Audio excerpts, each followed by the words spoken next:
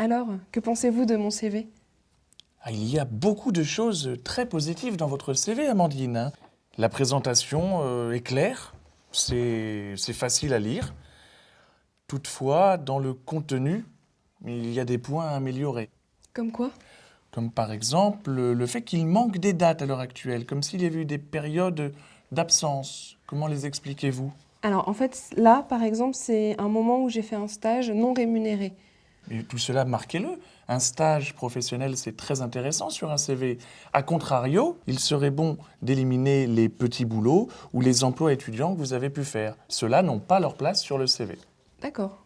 Je pensais que ça montrait quelque chose de varié, mais d'accord. Votre parcours est très varié, c'est clair, mais il faut faire les bons choix quant à savoir ce que l'on met sur le CV. De même pour vos diplômes. Mettez en valeur vos diplômes, vos qualifications universitaires. C'est très important de se valoriser. Et je pourrais les mettre plus en valeur si je les mets en haut, par exemple, du Bien CV. évidemment, tout à fait. D'accord.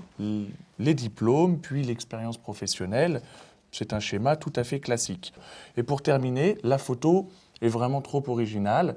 Trouvez une photo plus classique. Et ça fait partie de ma personnalité, donc... Oui, mais peut-être qu'il ne faut pas garder toutes les parties de votre personnalité sur le CV. Il faut être tout simplement professionnel. Il faudra en mettre une plus simple. Il faut être strict et sobre, alors, hein, sur un CV. Amandine, n'oubliez jamais qu'il faut se mettre à la place de la personne qui va lire votre CV. D'accord.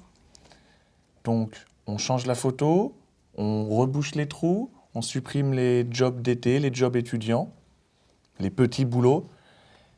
Et après, ma foi, ça aura de l'allure.